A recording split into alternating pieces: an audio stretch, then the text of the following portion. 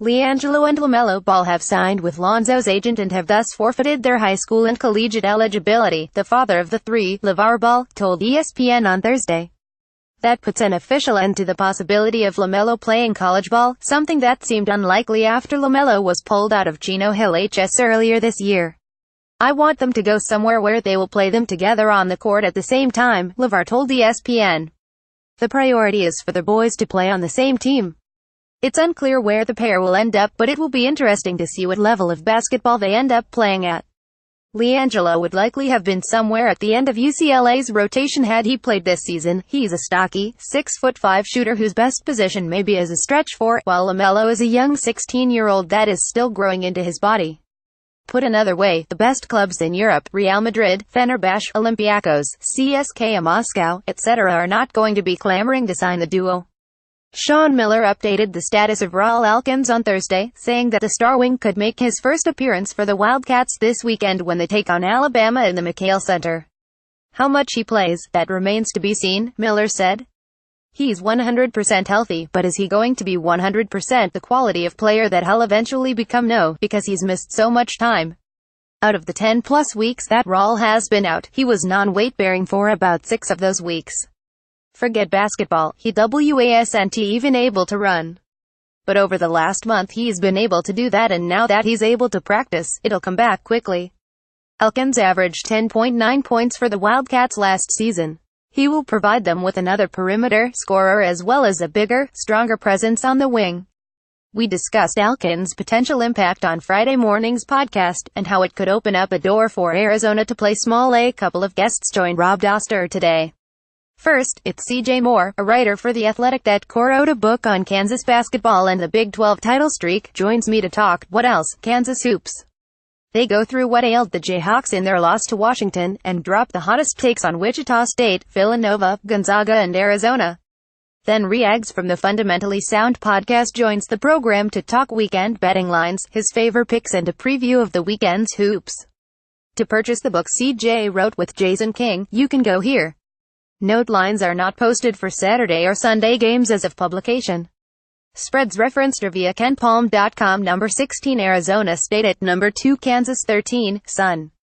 2:00 p.m.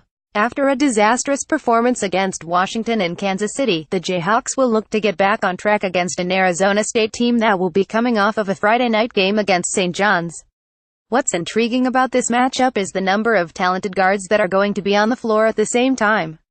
Both the Sun Devils and the Jayhawks play small. Both of them spread the floor. Both shoot plenty of threes, run the floor and look to create mismatches.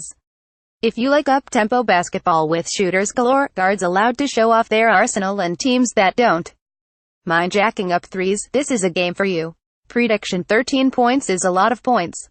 I do think the Jayhawks win this game, but I'm not sure they get to 13. Arizona State 13. Number 5 Florida vs. Number 17 Cincinnati 3, Sat. 6:00 p.m. This matchup was a whole lot more exciting before Florida lost 3 straight games and Cincinnati got smacked around by Xavier in the crosstown shootout. The Bearcats are going to have a decided advantage in the paint, and I do think that their front court pieces, Gary Clark, Jacob Evans, are athletic enough that they should be fine chasing the likes of Yegor Kolachov and Jalen Hudson off the three-point line. And if we learned anything this week, it's that Florida is not a good basketball team when they don't shoot the ball well. That said, they can also beat anyone if they have one of those 17 for 35 nights from 3. Prediction: like I said, I think Cincinnati's bigs will be able to run around the perimeter with Florida's wings. I don't think Florida's wings will have a shot against Clark and Evans on the other end of the floor. Pick Cincinnati 3 Street.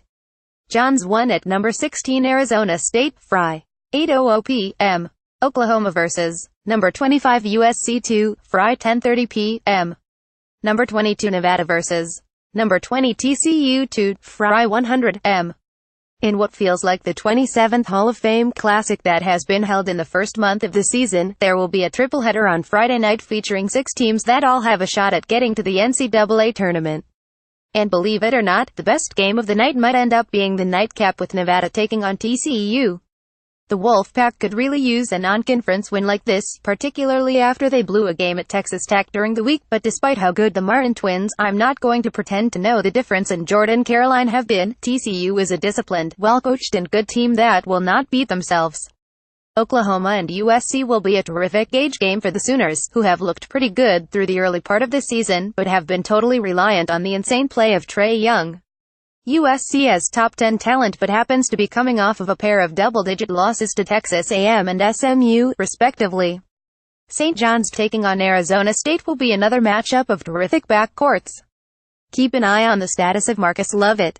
If he's out, that changes things. Prediction: if Lovett does not play, Arizona State 1 is a lock. I think I like USC too, but I love the over in that game.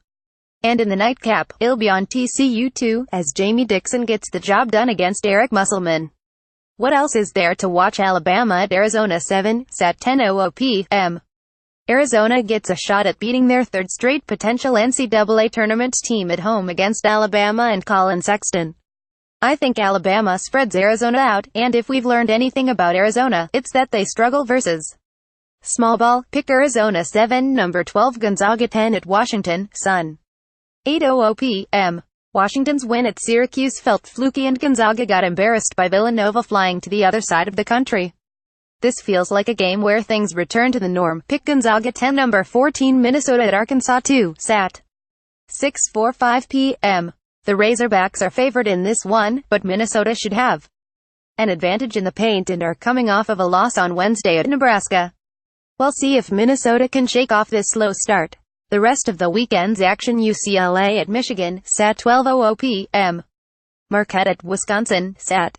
12:00 p.m. Indiana at Louisville, Sat. 2:00 p.m. Nebraska at Creighton, Sat. 2:30 p.m. VCU at number 19 Seton Hall, Sat. 3:00 p.m. Number 6 Wichita State at Oklahoma State, Sat. 4:00 p.m. Colorado at number 13 Xavier, Sat. 5:00 p.m. Ole Miss at Middle Tennessee State, Sat. 6:00 p.m. Number 18 West Virginia at Pitt, Sat. 8:00 p.m. Illinois at UNLV, Saturday 1200 m. Oregon head coach Dana Altman was far more involved in the investigation into a forcible rape accusation against one of his players last season than he or the school admitted previously. Kavell Big B Williams, a JUCO transfer that played for the Ducks during their run to last year's Final Four, was under investigation for forcible rape stemming from an alleged assault that occurred during a visit back to his Wyoming junior college in September of 2016. An investigative report by Sports Illustrated in October revealed that the school violated legal obligations after learning that Big Williams was being investigated by police in Wyoming, and on Thursday evening, SI published a report stating that Altman was far more involved in the information gathering than he was willing to admit previously. Related: Dana Altman should have been fired in 2014. Oregon had denied that Altman knew because they did not want him tainting the investigation, but that does not appear to be the truth. From the report, in the first 48 hours after school officials learned of the police investigation into Big B Williams, Altman had 5 phone calls with Lisa Peterson, the school's deputy Title X coordinator, and another 4 phone calls with Big B Williams's former coach at Gillette College, Sean Neary. Both Peterson and Neary had direct knowledge of the criminal investigation into Big B Williams, and UO failed to disclose these contacts both to SI and in its letter to U.S. Senator Ron Wyden of Oregon, who demanded more information about UO's handling of the case in response to SI's reporting. The flurry of phone calls, which lasted a total of 41 minutes, began on September 28, 2016, the same day UOPD first contacted Big B Williams, a police report shows. The 9 calls were also irregular. No other contacts with Peterson and Neary appear in the records except those. The records cover Altman's personal cell phone activity between September 19, the day the allegation was first reported to Gillette College police, and October 7, 9 days after UOPD first learned of the allegation. This was not the first time that Altman played dumb while his players played through an investigation into UAL assault. Back in 2014, 3 members of his team, Brandon Austin, Dominic Artis and Damian Dotson, allegedly committed a UAL assault on a female Oregon student in March. Artis and Dotson continued to play throughout the postseason despite the girl filing a police report. Austin did not play. He was sitting out after transferring from Providence, where he was suspended for allegedly committing another UAL assault. Altman told reporters did not know of any of this. I didn't believe him then. I still don't believe him now. West Lafayette, Indiana. AP, Vincent Edwards scored 15 points, Carson Edwards finished with 10 points, and number 21 Purdue dominated Valparaiso 8,050 on Thursday night. With 8 minutes remaining in the first half, the Boilermakers held a 15-12 lead when Carson Edwards' fast break layup ignited a 214 run over the rest of the half. Purdue 92 used aggressive defense and fast-paced defense to force 11 turnovers in the first half that resulted in 11 points for the Boilermakers. Isaac Haas finished with 10 points for Purdue. Joe Burden led the Crusaders 81 with 19 points. The Boilermakers opened the second half with an 82 run and led by as many as 32 points during the final 20 minutes. Purdue shot 45%, 28 of 62, with 16 of its 28 field goals coming by way of an assist. Valparaiso shot 33%, 20 of 60. The Crusaders remain winless at Purdue and hold a 215 record all-time against the Boilermakers. One more win. Purdue coach Matt Painter is one win from notching the 300th of his career.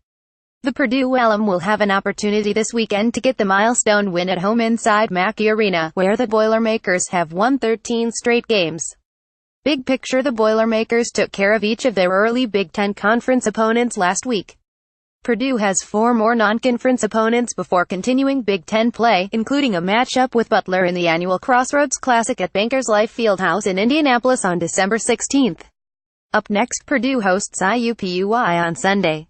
Valparaiso visits Ball State on Saturday.